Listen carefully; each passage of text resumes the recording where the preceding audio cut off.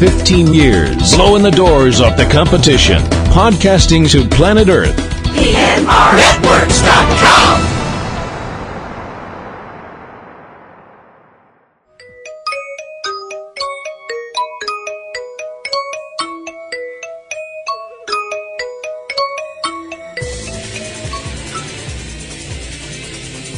She just goes a little mad sometimes. Do you ever feel like you're normal and the rest of the world has lost its collective mind? Put your helmet on. We'll be reaching speeds of 3. Do you find people saying this to you a lot? Are you totally deranged? Are you looking for a looking glass to pass through? I find your lack of faith disturbing. Or looking for a rabbit hole to fall down? Who could think of a better punishment, really? Everything's the same here, it's just a little worse. Guess what? Life's a bitch. Now so am I. You found it. Welcome to Platinum Rose's Garden.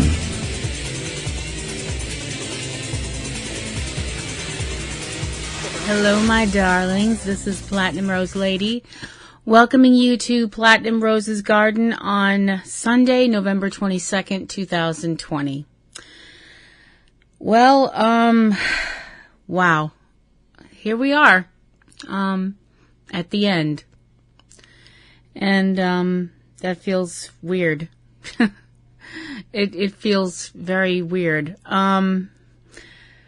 Spoiler alert, this is not going to be a calm show. There's going to be tears, and there's going to be frustration, and there's going to be anger at some points, probably, and there will be laughter too, because that's kind of what life is, isn't it? This crazy old thing we call life. And I'm not going to apologize for anything I say, because I rarely ever do. Although I am a prime example of why life really should have a rewind button. Some of the things that I'm going to say are going to piss people off during this show. And if I piss you off, I'm sorry I pissed you off. I'm not sorry for anything I'm going to say.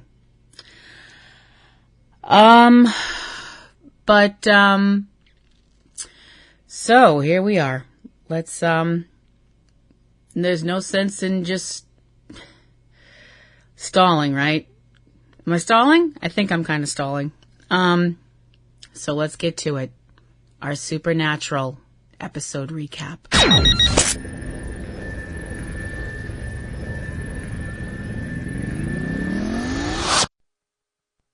Carry on my wayward son. There'll be peace when you are done. Lay your weary head to rest. All right, so this is going to get a little bit weird. I mean, the way we're doing this is going to be a little bit strange. So, you know, it is what it is. So, deal. If you want a professional job, go check out somebody who actually you have to pay for to listen to their shit. This is just my shit, so you're going to have to deal with it my way, you know. Starting off with the special before the actual season finale, The Long Road Home, which was, some people are referring to it as episode 20, and the actual episode is episode 21. I'm kind of putting it aside and putting it just as the special that it was, and considering Carry On to be episode 20. So that's just the way I'm doing it, and if you don't like it, tough. The Long Road Home felt so incredible to watch, and it was so wonderful to see everybody. You know, obviously the people that we've watched this whole time, Jared and Jensen and Misha, and people that we got to know and love through the show, you know, people behind the scenes, people we haven't seen for a while. It was just so awesome to see Mark Sheppard again. I miss Crowley. That's got to be the weirdest sentence I've said in the last, what time is it? So anyway, that was just great seeing him back and, just seeing everybody. It just felt so wonderful and real to hear them talk about their feelings and all of the things that were, going on with people. And it just felt organic and beautiful. And I got to bring up one thing that Jensen said that just still, I was like, I want this to happen, and I kind of don't want it to happen. Jensen had mentioned something when they were talking about, certain people and stuff like that, and talking about Mark Shepard's turn as Crowley, which was awesome. And talking about how, there were these long pauses in Crowley's speech when he would talk and stuff like that. And Jensen saying something about they needed to get him and Shatner together. And we all know that William Shatner, who is an amazing actor and an incredible human being, and has had a bit of a go round and round Twitter-wise with Misha Collins, because Misha lives to wind people up. Hey, Misha. Shout out from Massachusetts. What up? I gotta say though, it was just so beautiful to see. It just felt so organic. And like I said, it was so amazing to see, Ruth Connell and Kim Rhodes, Alexander Calvert, all these wonderful people. I was so happy and thrilled, to see everybody, talk about how much this show has meant to them, for 15 seasons. I mean, crying out loud, that is nuts. When you think about, if you're just thinking about science fiction, I'm not even going to talk about like all of television, because I know that there are some series that have lasted longer than Supernatural. There are. I mean, like a series like Gunsmoke, which lasted for, years and years and years. I know some of you out there don't know what Gunsmoke is. Go ask your parents or your grandparents and shut up. Sorry. But, other series like The Simpsons, like there were these, soap operas that lasted for a metric fuck ton of years before soap operas kind of finally went by the wayside and just kind of, for the most part, have kind of gone away. And all these other series that have lasted for a long time. And that's great. I'm not trying to diminish them or diminish Supernatural by bringing that up. But when you think about all of the science fiction stuff that has been on television, science fiction, fantasy, horror, which I kind of feel like Supernatural falls into all of those categories in certain ways. Maybe not so much science fiction. They didn't really get into a lot of science fiction. They got into some, but mostly it was urban fantasy, dark fantasy, horror, stuff like that. This show has outlasted all of the shows that people think about when they talk about science fiction and things like that in America. This show has outlasted every single series of Star Trek so far. I'm talking original, next gen, Enterprise, Voyager, Deep Space Nine, all of that stuff. I don't know what's going to happen with Picard and all the other things that are out there now, but I'm just talking about the stuff that I watched at certain points in my life. It outlasted the X-Files. It outlasted the Twilight Zone. It's outlasted all of these amazing shows that are considered, founding blocks of this genre of television. I mean, the only one that I can think of that's still going on is Doctor Who, and that's British, and that's even had like a gap of time where it wasn't going on. And I'm not saying because it's British it's any less or anything like that. I'm not saying that, so don't anybody get mad at me. But I'm just saying, for this kind of show to last this long is a testament to not only the show, but the fans and the actors and everybody involved. That's what I think. That's how I feel. So that is what it is. And now we get to the actual episode itself, episode 20, season 15, episode 20, the season finale and series finale for Supernatural, Carry On. And I'm kind of going, okay, so we're going to start with the road so far, and we don't. Oh, okay.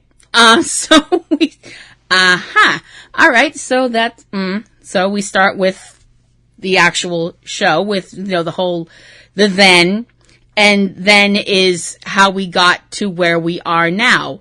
All of the things that have happened, leading up to where we are now, and that the fact that, all of the things that Sam and Dean have gone through, especially this season, losing Castiel, the fact that now Jack is God, and has apparently decided that he's going to just let Earth be its own thing and not be a main character like Chuck had been, who basically made himself a main character kind of a deal. And that Sam and Dean are, as Dean said in the last episode, finally free. And now we are at now. And we see Dean in his room, alarm goes off, and Dean wakes up, and he's got the dog with him from the episode previously, the dog Miracle, who I have found out since is apparently an otter hound, is what Super Wiki mentioned, which I was like, thank you so much for that, because I don't know what the heck kind of dog he is, but he's super duper cute. And of course, that instantly I'm like, okay, I'm crying. All right, I'm crying already. The dog is back, and Dean has the dog, and I'm crying. And we see Sam and Dean just being people. They're just being people. They're not having all of this stuff hanging over their heads all the time. They're still hunters. They're still living in the Batcave. They're still, doing what they do. But right now, they're just being people. They know they're not being the little action figures that Chuck was moving around to make his story. They're not, on this predestined whatever the hell to kill each other and all this other stuff that Chuck had happening and all this stuff like that. That they just have their own lives now. And we see, like I said, we see Dean getting up. And, the whole thing with Miracle the dog. Oh my gosh, I was so happy. We see Sam outside, and he's just jogging, because he's Sam and he's all about being healthy, and he's just so sweet. And we see him leaning on a bridge, kind of like one of those, not a big bridge, but like one of those little covered bridges.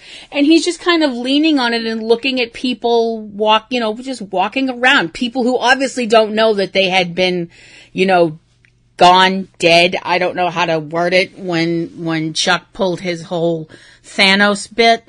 I'm assuming that people don't remember what happened with that, since nobody's acting, traumatized, I guess. So it's not like, the end of Avengers Endgame, I guess. I don't know. But anyway, so moving on. We're back in the Batcave, and Sam's cooking breakfast, and Dean's trying to get the toast pops up, and Sam's like, it's hot, and Dean of course grabs the toast right away, kind of singes his fingers a little bit. We see Sam, having taken a shower, walks into his room with no shirt on, kind of wet from the shower still. Thank you, show. It's not my birthday, but I get presents. So happy. And we get the contrast between the brothers of they're just, doing normal stuff. And I never thought seeing people just make their beds would make me so deliriously frigging happy, but it did. What the fuck has this show done to me? Sam makes his bed, and it's, I wouldn't say it's army regulation. You probably couldn't, I don't know if you could bounce a quarter off it. You might be able to, although why anybody would want to, I have no idea. And Dean kind of takes the covers and kind of tosses them they're on the bed, so that should count. That counts as making the bed. If you actually take the covers and throw them on the bed, and they're not on the floor, that's making your bed. That counts. we see Dean, like, doing a weapons check, cleaning his guns and all that stuff like that, and Sam washing clothes, and it's just so normal. All of this is also going on while a song from Van Morrison is playing called Ordinary Life, which I don't actually know that song. I don't know a lot of Van Morrison stuff. Sorry. I don't. I know some classic rock fans out there now want to kick my ass. But now I'm never going to be able to hear this song and not cry. It just feels so good. It feels so good. There's no other word I can use. It's really sad because I am an actual writer. I do act, not like professionally. I mean, because goodness knows no one would pay for my stuff, but, I do actually do a little writing, so I can actually usually come up with words that, are a little more writer-esque than just, oh, it's so normal and it's so good and stuff like that. I do have a thesaurus around here somewhere, and honestly, I probably should have got it, but, it is what it is. And I love how Sam's just kind of leaning up against the washing machine, and it starts making that kind of weird noise that washing machines make when something's not, even. And he just kind of was like, sigh, kick. I'm like, never wanted to be a washing machine so much in my life. Oh, what the hell is wrong with me? And we cut to Dean's in the library. He's on his laptop and Miracle's right there because Miracle's a dog and is all like, I love you because you're my human and I love you and we don't deserve dogs. And Sam comes in and they're just looking for cases. They're looking, they're still hunters. I mean, yes, they don't have to worry about, God breathing down their neck anymore, but there's still evil things out there, because apparently there are, I guess. Jack didn't just magic away all the monsters and things. I guess that wouldn't be fair, I guess. I don't know. That's another thing, just real quick. We don't get into it on the show, and I was kind of wondering about it myself. All of the people that were here from Apocalypse World, and all of the people that were like someone like Eileen, who was, dead technically, did they go back to wherever they were supposed to go? Did Jack did Jack leave to go start building new worlds and stuff? I don't know. Not sure. So they're just both on their laptops and they're looking for, people to save, because that's what they do. Sam says that he hasn't found anything, but Dean says he has found something, and they wind up in, I'm like, oh, okay, so they found something, and they pull up to a place in Ohio, Akron, Ohio. I need to ask my fella about that, because he's from Ohio, so I should ask him about that. And they pull up at the Akron Pie Fest. That's what Dean found. Because of course he did. And I'm sorry, the second I saw that, I was like, you earned it. Oh, love, you just earned it. You really did. So they, start walking around this pie festival. Does this exist? I mean, I'm not talking about the Akron Pie Festival. I know food festivals exist because I've heard of all kinds of food festivals and stuff. I've never heard of a pie festival. I mean, I suppose it could happen. I don't know. We actually went to a cheese festival once, my husband and I. We went to a cheese, they had this little place where they were selling all these different kinds of cheese from all these different kinds of farms and stuff like that. It was super fun. It was really fun. We got to eat a lot of good food too. So Dean goes off to, get pie, and Sam's just sitting on this bench and he watches a family walk by. It's a mom and dad and 2 kids. And there's this kind of look on his face that's, winsome, I guess would be the look I'm going for.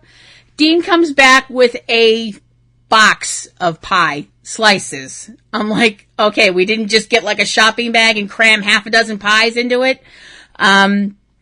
but he's got this, like, it's a, like, a cardboard kind of tray thing with, like, at least 6 slices of pie, I think, possibly. And he brings up that he notices that Sam's got his sad face on. And Sam says that he's missing people they've lost. He's missing Castiel and he misses Jack. And Dean agrees that he misses them as well. But that what they have to do is they have to go on. That, that they have to, that the pain from losing from losing Cass and Jack isn't going to go away anytime in the immediate future.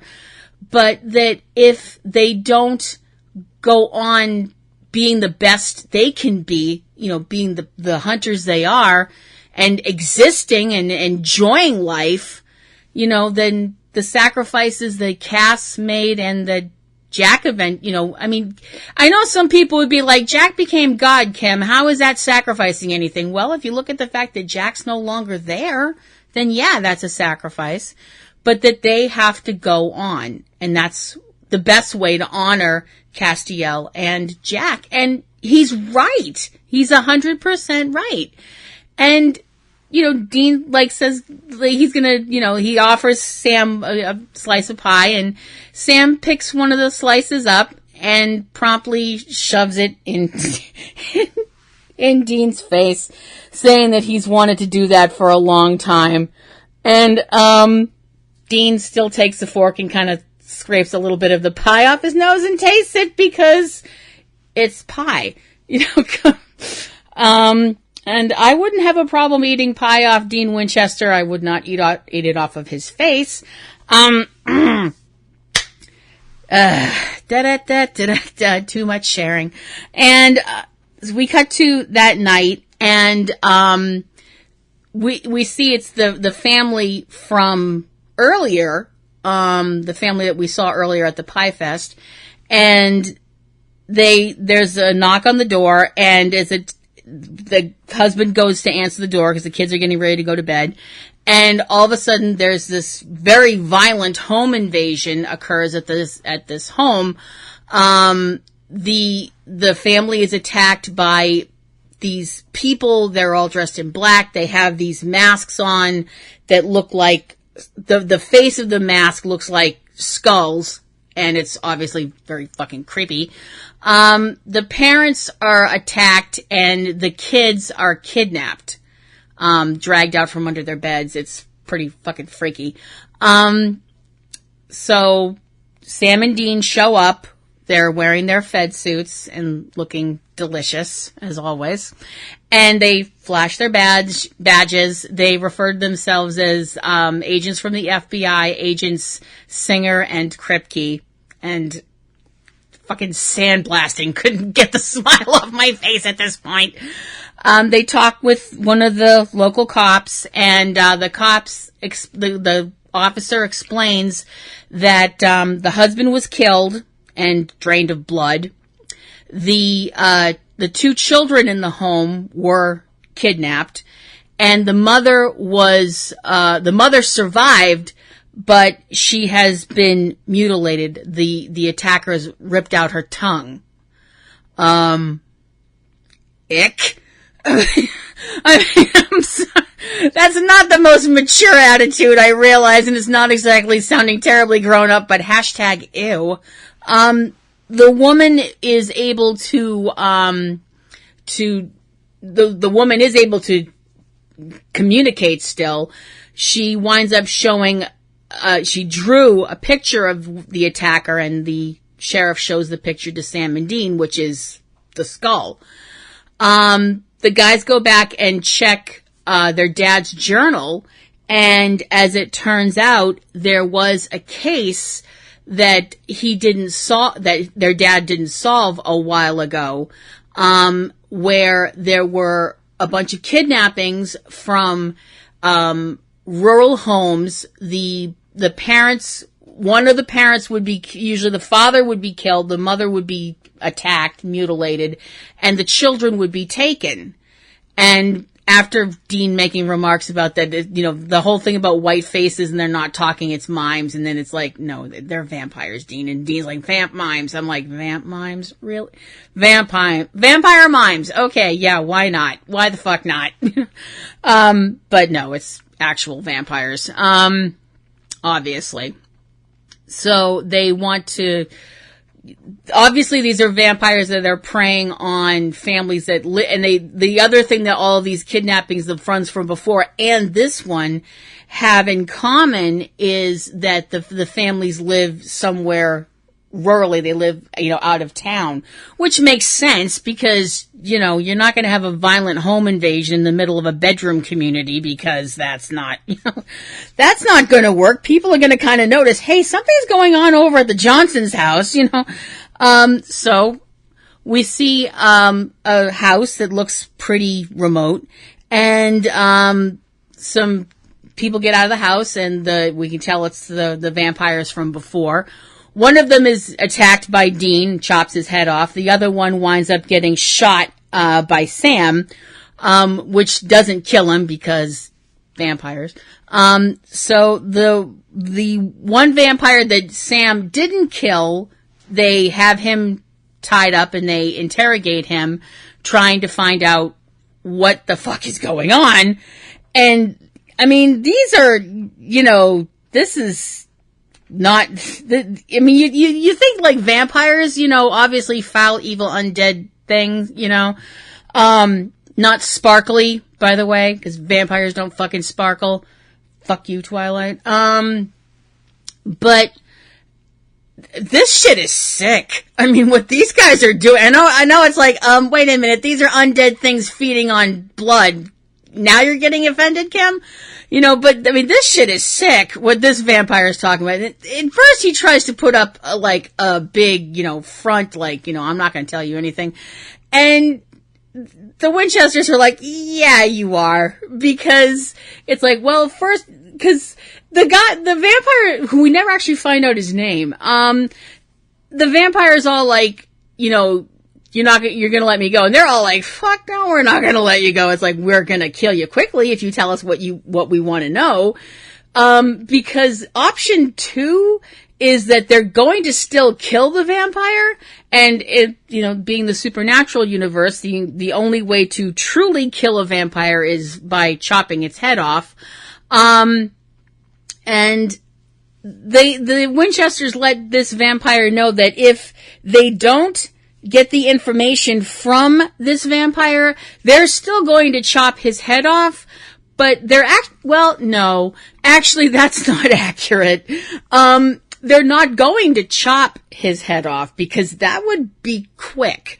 Dean tells this vamp if he doesn't spill what they're doing with these children and where they are, that Sam is going to saw the vampire's head off with a much smaller knife. That's gonna hurt a lot. And the vampire cracks because he's a vampire. He's not a fucking idiot. As it turns out, according to the vampire, what they do, this nest of vampires, they go out and harvest people, children specifically. They will go out, find a family that lives somewhere, out of the way. They attack the family. They kill the parents or kill one of the parents, whatever. And they take the children and they, bring them to their nest and they feed on them slowly. The vampire says something about how they're not into fast food. So they're obviously saying that they're not, they don't kill these children quickly. They let them grow and, and feed on them over a period of time. I hope Sam still sawed that motherfucker's head off. I actually hope Sam used a spoon and then pried his head off at the end the way you'd pry off the cap on a bottle of beer. Just fucking creeps. So they find the barn where the vamps are nesting and head in, weapons ready to go. They wind up finding the two children and, tell them to get out of there. You're safe now, but you got to get going. And they wind up being attacked by the vampires. One of whom I would like to, most of them look like they're about average size, about the same size as Sam and Dean. A few of them are a little smaller. And one of them I would like to bring up is built like a fucking brick shithouse. I don't know where they found whoever is under that mask, but crying out loud, some wrestling ring somewhere is looking for you, pal. 'Cause that dude was built like fucking Brian Cage, who is a wrestler in All Elite Wrestling. And if you don't know who he is, go look him up, 'cause that dude was fucking built like Brian Cage. I know it wasn't him, but it was fucking built like a brick shithouse. So, they wind up, real quick though, before they go into the barn, they open up just backing up a tiny bit. Before they go into the barn, they open up the Impala's trunk to look for, get out the weapons that they need. And one of the things that Dean brings out is a shuriken, which is a Japanese throwing star, and Sam's like, no. I was like, Dean, I'm not saying that Dean wouldn't be good with a shuriken. From the sound of it, he's never used a shuriken. But those are really specific weapons, and I don't think you can decapitate somebody with a shuriken that small. I guess you could, but it would take a long time. But anyway, so back to where we were. So they've rescued the little boys. They're confronted by the vampires, and this fight starts happening. And during the fight, Sam winds up getting tossed and gets knocked out cold. Dean is held down by the other vamps, and this woman steps out so Dean can see her, and he recognizes her, and actually so do the rest of us. It's Jenny. Jenny, for those of you who don't recall, is a person that became a vamp during the episode Dead Man's Blood, which was back in season 1. And she wound up being turned during the episode. Her and her boyfriend were attacked, and her boyfriend got killed, and she got turned. So, Dean's all kind of like, hey, tried to kill you before. Hey, how's it going? Kind of thing. He's kind of like being Dean Winchester, he's basically being Dean and kind of talking to her and being kind of like, hey, remember when we tried to kill each other before, kind of thing. And he's like, he asks if she's in charge of this nest. And she says, no, she's not in charge of the nest, but she says that she wants dibs. She called dibs on biting Dean. Whether or not she meant to bite Dean to kill him or to turn him, we don't know, because Sam winds up chopping her head off from behind, and fuck her. Fuck her. She was a bitch. She was gonna kill Dean, so we don't care. Bye-bye. So the other vampires start fighting with the Winchesters. And the thing is, while they're fighting, they're, chopping vamps' heads off left and right and stuff like that. Dean winds up being grabbed by one of the vamps and is thrown into a pillar, I don't know if pillar is the right word I want, a beam, a wooden beam. The thing is, the beam has a piece of rebar in it, like a piece of jutted metal rebar in it. And it goes right through his back. And Sam chops the head off the vamp that's holding Dean. Sam thinks that, everybody's dead, all the vamps are dead, everything's good, we're out of here, let's get the kids and split. But Dean says that he can't move, that something's wrong, and that Dean realizes that he's dying. You know, this is not an injury that, you know, Sam can't get him off. The thing is, if Sam pulls him off this rebar, he's probably going to bleed out right here, you know, right on the floor of this barn. And there's no way that Sam's going to be, I'm not even going to try and attempt to get through this without getting emotional. So sorry. There's no way that Sam could get him off of this rebar and get him to a hospital, because this is not Sam can get him somewhere and patch him up. This is fucking hospital shit. And there's no way that's going to happen. And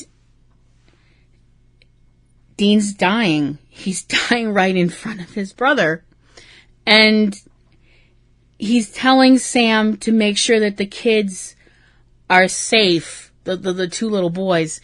And he's also telling Sam not to go. He says, Sam, you know, don't go.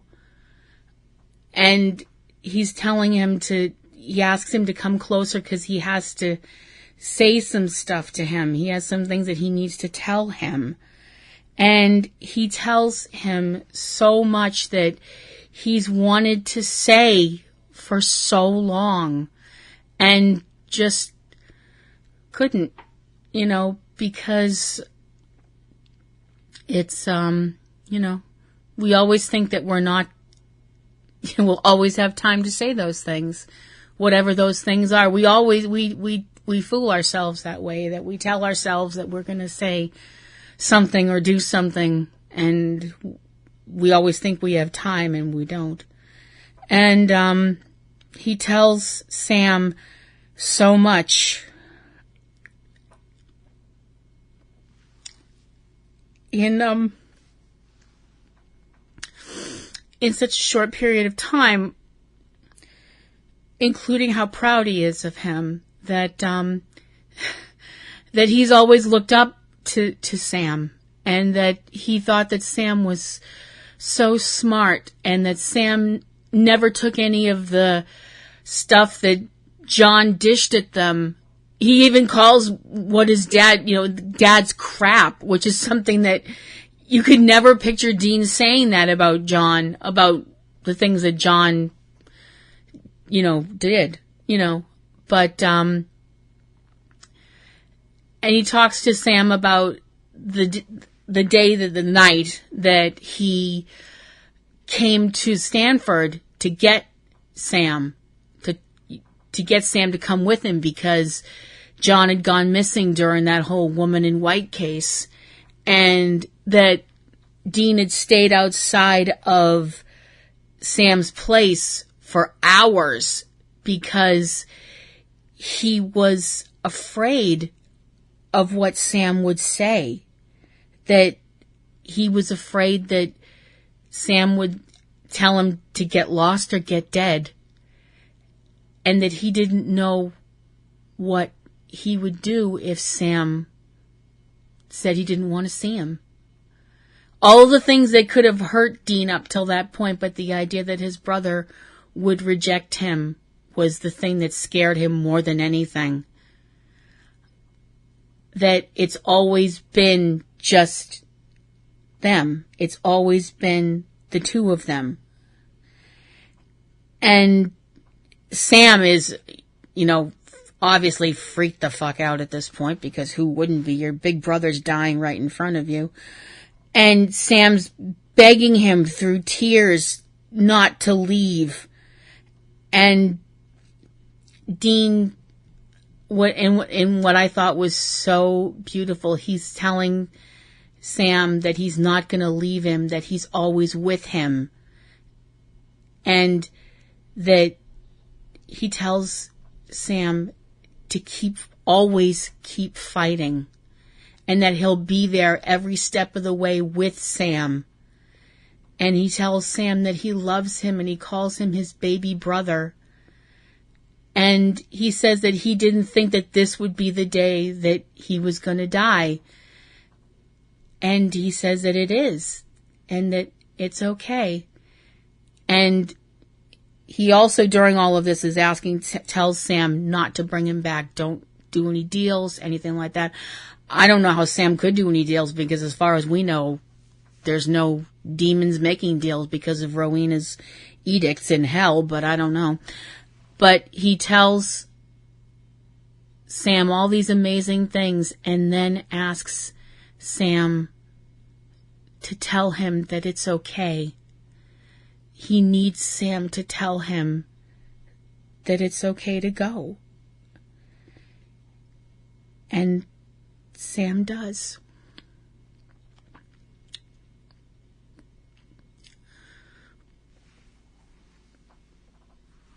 And Dean dies with his brother right there. And Sam just breaks. I think part of Sam dies too. And we cut to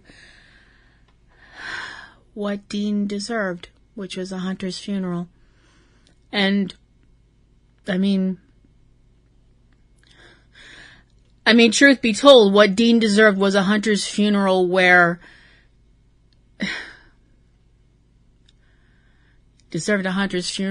he was feted by hundreds of people. He deserved a funeral like you would give a warrior, because that's what Dean was. Dean was a warrior. And Sam, who is the only mourner there except for Miracle, lights the funeral pyre, and we see the pyre go up in flames, and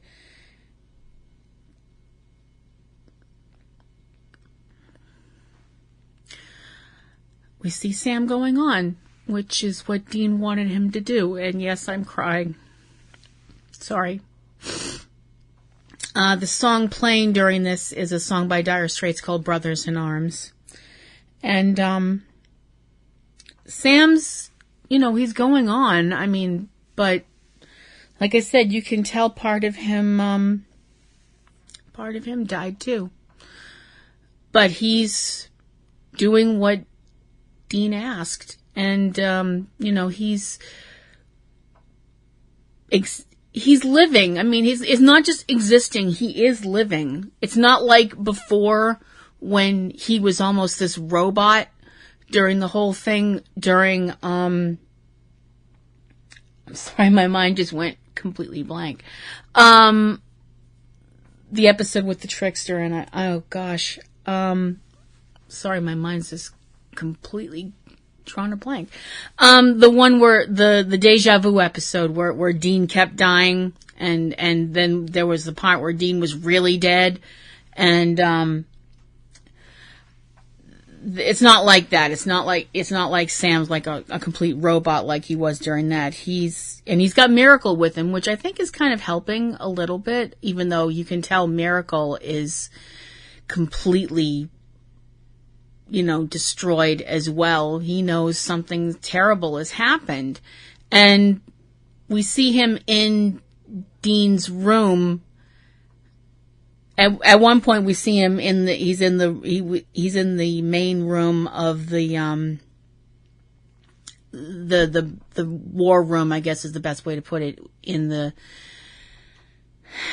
bunker, the Batcave. I hate calling it the bunker. I'm sorry. I know some people are probably going, why the fuck does she always call it the Batcave and doesn't call it the bunker? I can't call it the bunker because it just bothers me. I just hate calling it the bunker. I'm sorry. I have to call it the Batcave, so fucking sue me. He's looking at the I'm sorry, I gotta pull my shit together. He's looking at the table where all the names are carved in, and he's seeing his initials and Dean's initials and Mary's and Mystery Spot. I'm sorry. I completely blanked out on the name of that episode from season 3, Mystery Spot. I'm really sorry. I don't know why I blanked out like that, but anyway. Like I said, this is not a professional, it's not a professional job here, folks. I admit it. You know, and he's looking at the table where all of the initials are, and it's just, it's so incredibly sad. And we see him in his room, he's sitting in Dean's room, sitting on Dean's bed, and he's just very gently petting Miracle, the dog. He looks over at the desk that in Dean's room. There's a folder on Dean's desk that's open to some papers, and we never see what they are. Some people have said that they think it might have been maybe a coroner's report for a case or something. Some other people have speculated that maybe it was a job application. Nobody asked my opinion, but I'd like to think that what it is was maybe Dean was thinking about going back to school. Maybe. Everybody's got their own theories. That's mine, for what it's worth. All of a sudden, there's a sound of a phone ringing, and it's one of the phones, one of the multitudes of phones that were in Dean's desk. All these phones that he had that were fake phones, you know, other cell phones. And it's one of those. It's Dean's other cell phone. Because of course it is. Because of course that's the way he'd say it. And Sam answers the phone because there's still bad things out there, you know, and there's no other way to word it other than that.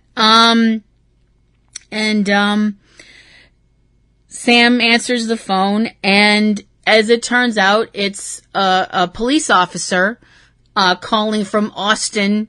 I'm assuming Austin, Texas. It must be Austin, Texas. And he's asking for an Agent Bon Jovi. Why not? Why not?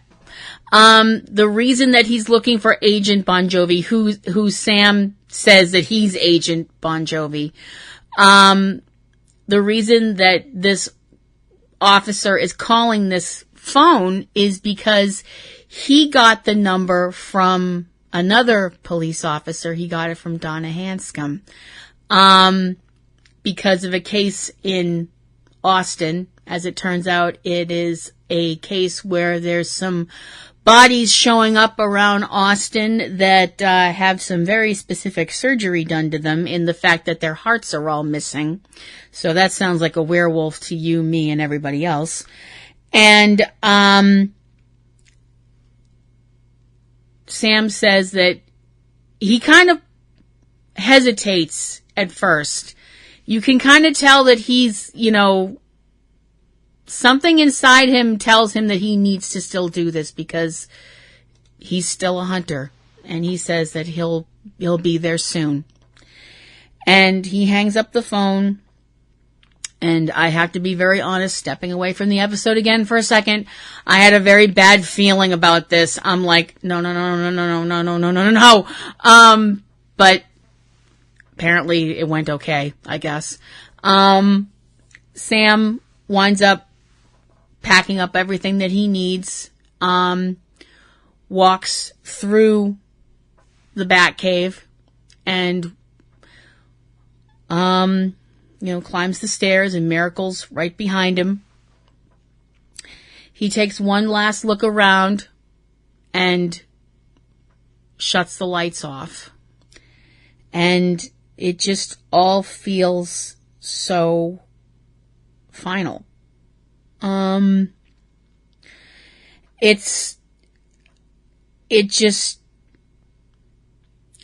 He's not going to come back here. Whatever happens next, he's not coming back here. So I guess the bunker is just going to sit in perpetuity forever until somebody comes along and finds it who needs it.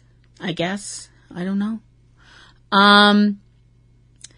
So we cut back to we see a little bit of the funeral pyre again, from Dean's funeral.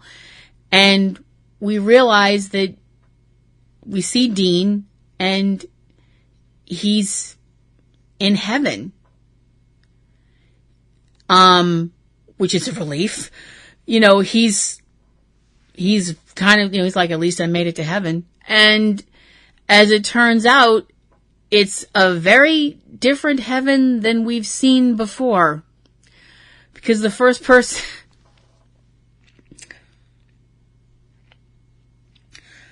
Okay. The person that he sees in heaven doesn't see 5 people. It's a joke. It's a book. Go look it up. 5 people you meet in heaven. Never read it. Is Bobby. And it's this universe's Bobby. Their universe's Bobby. This is confusing. It's not Bobby from Apocalypse World. Oh, it's not fucking rocket science, Kim. Come on. And he's sitting outside the Harvell's Roadhouse. So I'm assuming that means that Joe and Ellen are here somewhere too, I guess. I don't know. And it's just Bobby. And Dean asks him, because Dean's a little confused, because up till this point, heaven has been, heaven's been this whole thing where heaven is your best, you living your best memory over and over and over again forever. It, like at one point Dean said, this isn't heaven, it's the Matrix. So Dean's a little confused and he asks Bobby what memory this is, and Bobby tells him it's not a memory, and also calls him an idiot, and that just made me happy. And Dean's like, yeah, it is, because the last time I saw you, the last time he heard anything about Bobby, he'd been caught by the angels in heaven trying to help them, so he was in heaven's jail, which I guess they put back together after Gadriel did that whole suicide bomber bit. And Bobby says that he was, and he isn't now. That kid of yours, meaning Jack, that he made some changes before he went wherever it was Jack went, because apparently he's not in heaven right now. He freed Bobby from heaven's jail, and Bobby says that he set some things right. So I'm not entirely sure what that means in regards to the angels, other than maybe Jack being like, do your damn jobs, look out for humans, protect them, that's what you were made for. And that he also tore all the walls down, that heaven isn't about people just living their best memory anymore. Heaven is about being with the people that you love. Everybody being together and being happy. He mentions that Rufus lives a little ways away with Aretha, and that John and Mary live a little bit away as well. He says, it ain't just heaven, Dean. It's the heaven you deserve. And we've been waiting for you. Dean remarks that Jack had done all of that, and Bobby says, well, Cass helped. It's a big new world out there. You'll see. And they just sit and talk and drink beer. And I'm like, okay, so Jack got Castiel out of the empty? You know what? I don't actually think I want to see that fight, because I think that fight was probably pretty graphic. Dean remarks that it's almost perfect. And Bobby says that he'll be along. Obviously, he'll be along, meaning Sam. He mentions that time is different in heaven, which makes sense because time was different in hell. It would make sense time would be different in heaven too. He tells Dean that he can have anything that he wants or needs or dreams in heaven. And he asks Dean, what is he going to do now? And Dean kind of thinks about it for a second. And he says that he thinks that he'll just go take a drive. And Bobby's response to that is, have fun. Dean looks and there's Baby. And he gets in, turns the key, and the radio starts playing. And it starts playing Carry On Wayward Son by Kansas. And Dean comments on how much he loves the song and starts driving. And as he's driving, we see Sam's life. Sorry, that was gross. On Earth, and that Sam has gone on.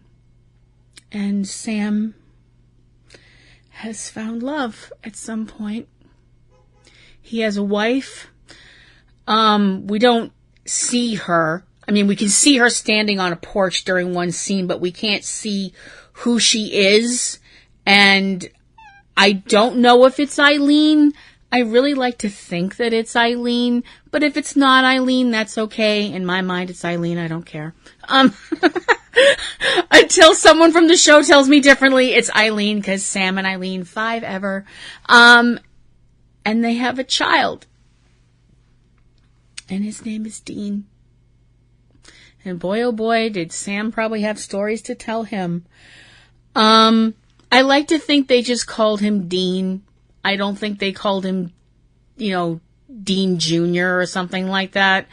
That wouldn't make any sense because Sam's name isn't Dean, so I guess he'd be Dean Winchester II, I guess, but I think they probably just called him Dean. And we see Sam doing the one thing that Sam, I think, was always meant to do. Be a dad. I mean, Dean was always great with kids too, but Sam, you could tell that the times that Sam dealt with kids, that Sam would be a wonderful father. And it turns out that he is. We see him playing with Dean when he's a little child. We see him growing a little older and playing catch. We see them doing homework together. And while all of this is going on, Carry On is playing, and we see Dean driving in heaven. And he's driving through this beautiful forest. It's just this beautiful area where there's just this long road, long stretch of road, but it's not like interrupting the forest, and it's just really beautiful. And we see Sam getting older, we see him with grayer hair and glasses. And at one point we see him walk out to a garage and he pulls the tarp off of a car, and it's Baby on Earth. And he sits in the car and he, very slowly puts his hands on the steering wheel. He could probably still feel where Dean used to tap his thumb on the steering wheel listening to music. And eventually we see Sam as an elderly man. We don't know how old he is, but he's obviously lived a very long life, and he's come to the end of it. And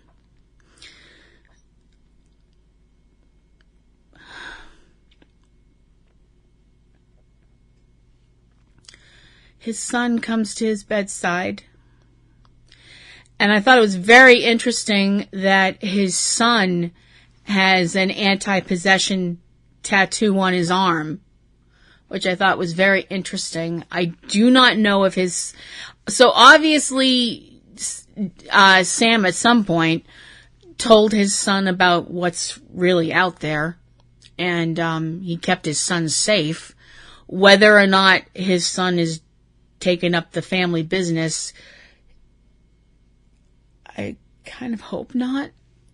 I hope he's out there helping other hunters, maybe by doing research and getting people data and stuff. But I don't know. And his son tells him that it's okay. And that he can go. Sorry.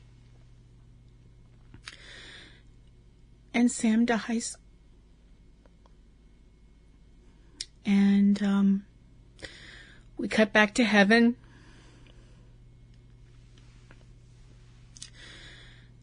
And we see Dean at a bridge. He parks on a bridge, gets out of the car, walks over to the railing and just kind of leans on it. And he's just looking. The camera's like close-up shot of him.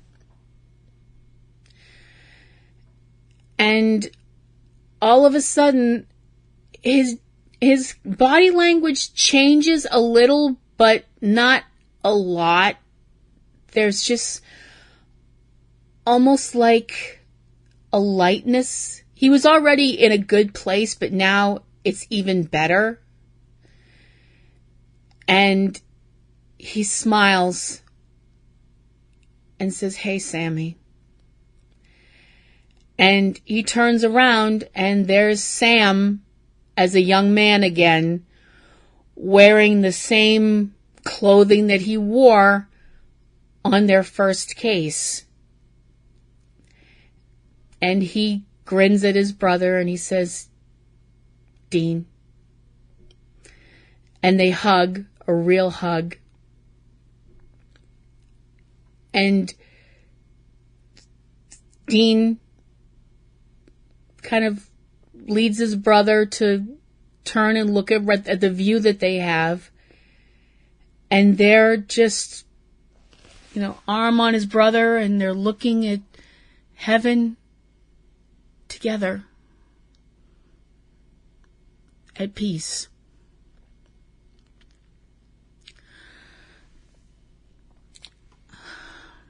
There's a line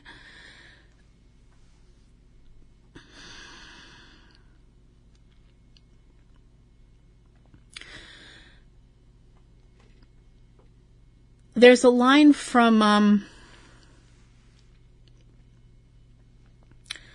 sorry. Really gotta get my shit together.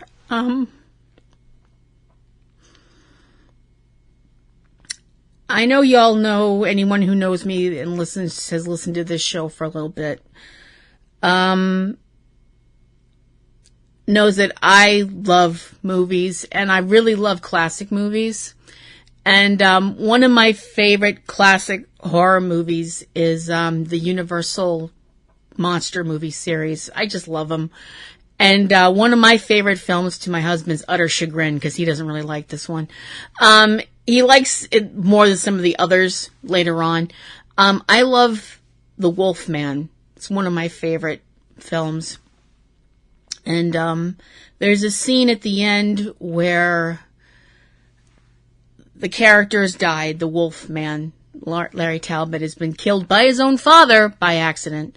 And his body is comforted. His soul is comforted by a Romany woman named Maleva. And I'm going to paraphrase and do a little line change, but this is how I feel. And maybe it's how somebody else feels too. The way you walked was thorny, through no fault of your own. But as the rain enters the soil, the river enters the sea, so tears run to a predestined end. Your suffering is over, Sam Winchester. Your suffering is over, Dean Winchester, now you will find peace.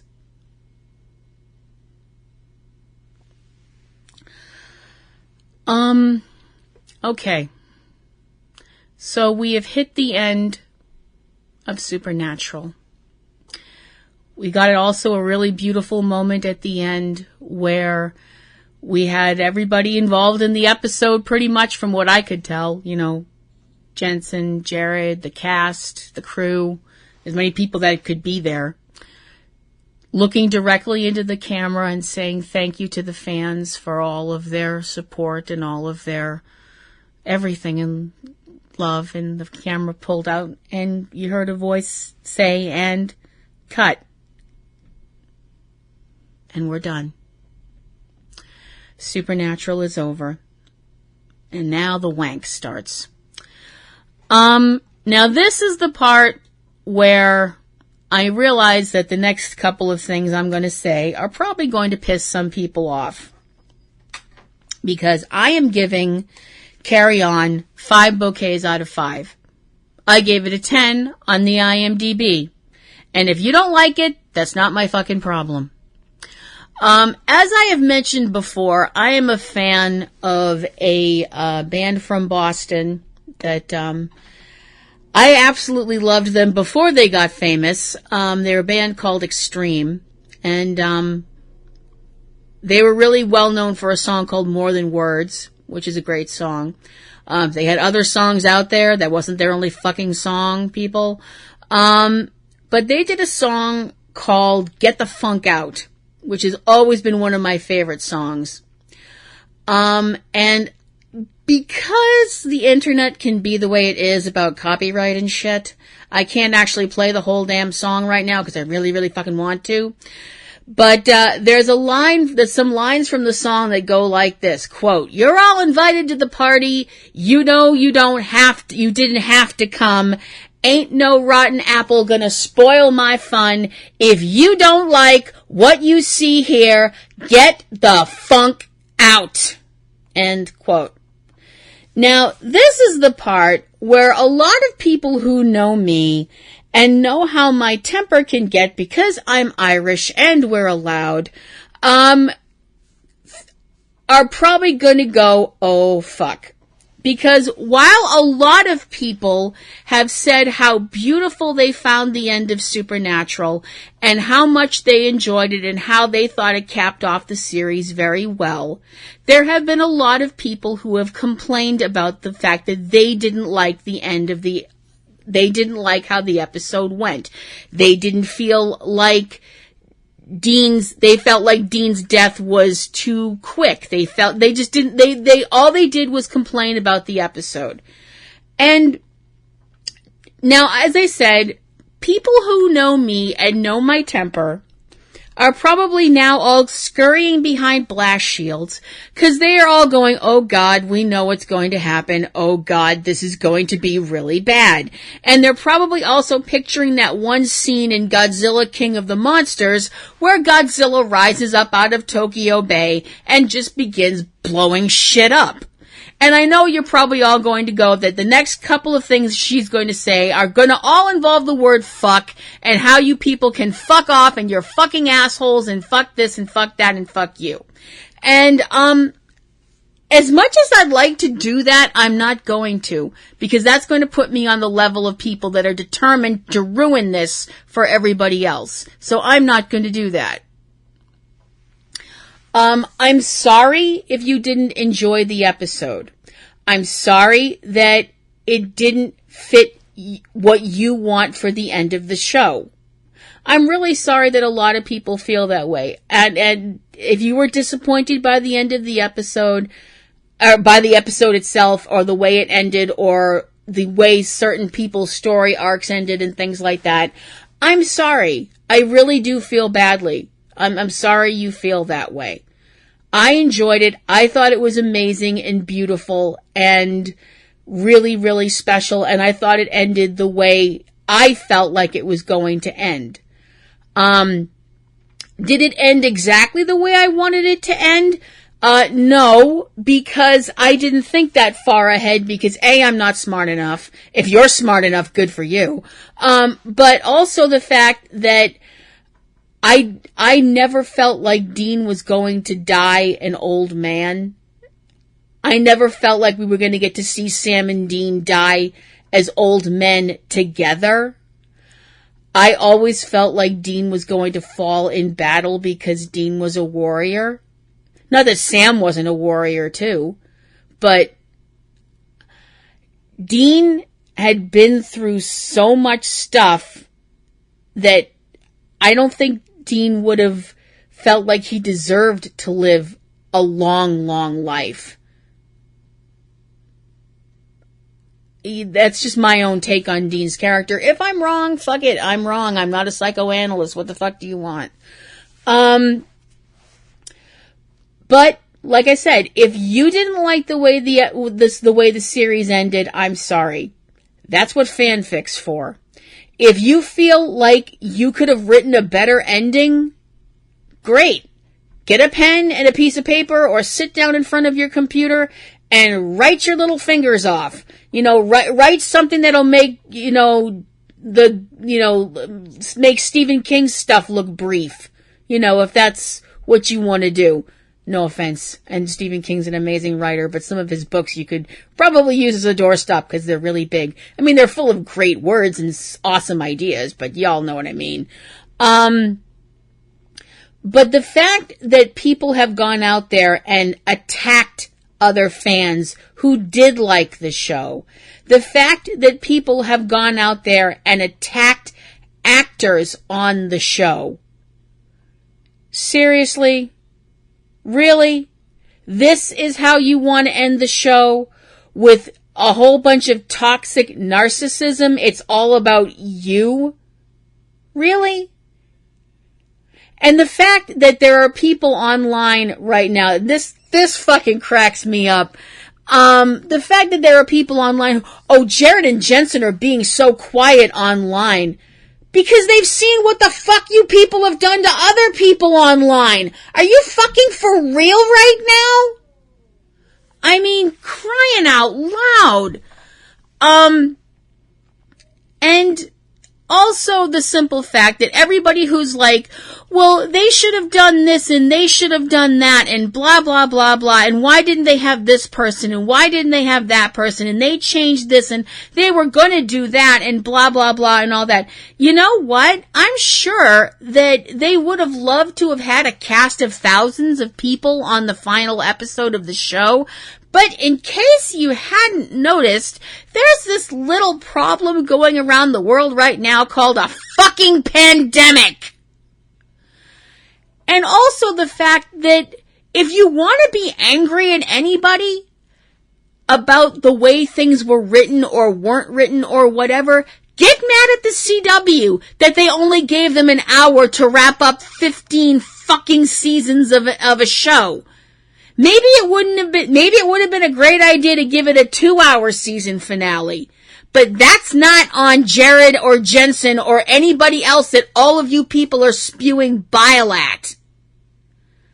So, if you didn't like the episode, like I said, if you want to go online and say, I hated the episode, fine. But don't you fucking dare go online and start attacking other people because they liked the episode. And actually, I want to spin that around too. If you did like the episode and somebody you know didn't like the episode, first off, don't try and change their mind. Don't try and change their mind because I can tell you right now, it's not going to work. Also, if you, like I said, if you liked the episode and one of your friends says, I didn't like the episode, don't turn that the other way. Don't be like, well, you didn't like the episode, so you suck, you're a bad person, and I don't want to be your friend anymore. Don't do that. Don't, just be like, hey, I'm sorry you didn't like it, but we still both like Supernatural, and we still both like Sam and Dean. If you feel like, okay, the only way we're going to deal with this is if we never talk about the final episode again, fine. if that's the way you have to feel, like if that's going to keep you still talking to people and you can talk about other stuff that you have in common, that you like, that you enjoy, that you're still friends about, fucking do that. You know? But it just amazes me how people can be this crazy. You know, it just, and that's coming from somebody who is certifiably insane. So that tells you how bad shit's gotten. I would like to bring up one thing though. Just one thing to take away from all of the people who were like, oh, they ruined the show. They ruined the show? Really? They ruined, okay. My husband, my dear, sweet, long-suffering fella who puts up with all of my shit and is an amazing human being, is smart, funny, talented, and has the really cutest blue eyes, and is a superb kisser. Hi, babe.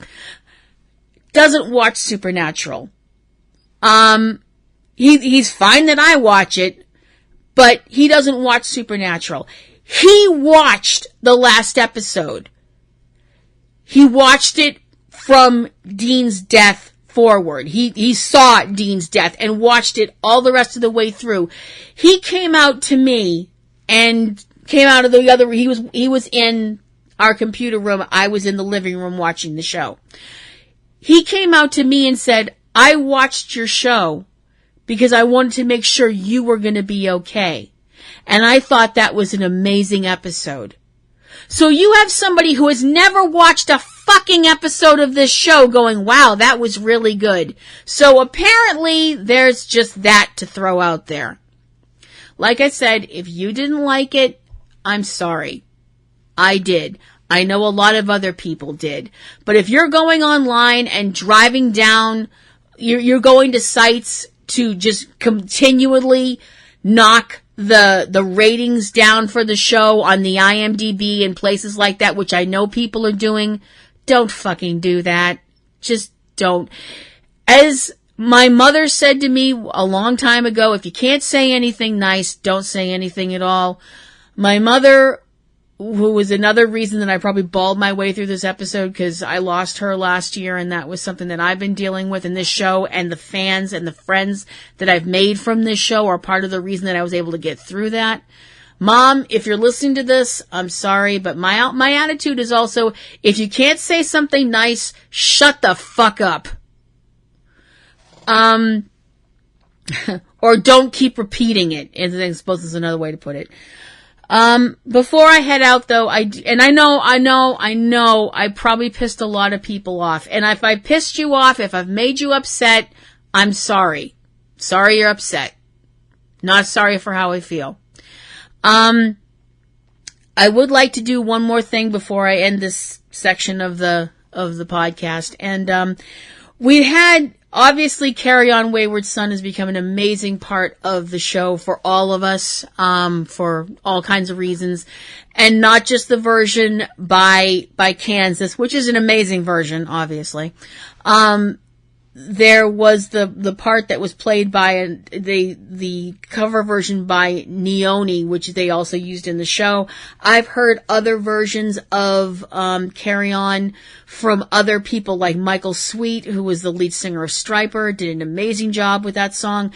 And there's another group out there that they have their own take on music, and they are amazing, and they deserve to be superstars because they are awesome as hell. And that would be a band called Sons of Serendip. And right now, to end this part of the show and kind of close this chapter, I'd like to play a little bit of their version of Carry On.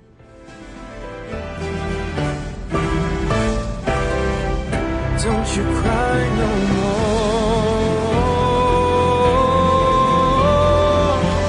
Now your life's no longer empty. Surely heaven waits for you. Carry on, my wayward son.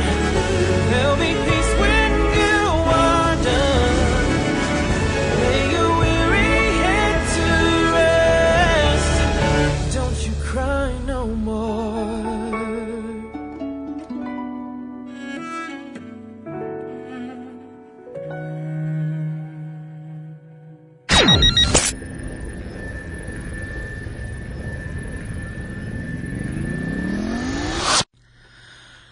Okay, well, assuming anybody's still listening, which, I know I probably ruffled a few feathers, but, I don't really know what to say to that. Oops. See, this is why I think my bio dad might have been a trickster. I just live for this kind of stuff, I guess. I don't know. Anybody out there who would like to send me any questions, comments, queries, complaints, hate mail, whatever, platinumroselle@yahoo.com. Let me know what you thought of the show, what you're going to miss. I'm actually not done. Not completely done. I do plan to come back next week because I do have some ideas about just stuff that I think should have been done a little differently, or questions that I would have liked answered, or characters that I just like to have known what happened to, kind of deal, you know. I know for the rest. If you guys have any questions that, you know, or characters that you're like, hey, I wonder what happened to blah, blah, blah, send it to me. I'll definitely read it on the show. If you'd like to follow me on Twitter, you can follow me at PlatinumRoseL at Twitter.com. You can check out all of the videos stuff that we do, me and my husband and all the members of our family, including Eric and Valerie, the Lion family who are doing Cavebabble. And I guess that's going to wrap it up for this week. And, like I said, if you have anything that you'd like to send my way, definitely send it. I'll definitely listen. Even if you want to tell me that I'm full of shit, like that's the first time I've heard that. So this is Platinum Rose Lady signing off for another week and reminding you to love the ones you hug the ones you love, take time to stop and smell the roses, carry on and crank that music, baby.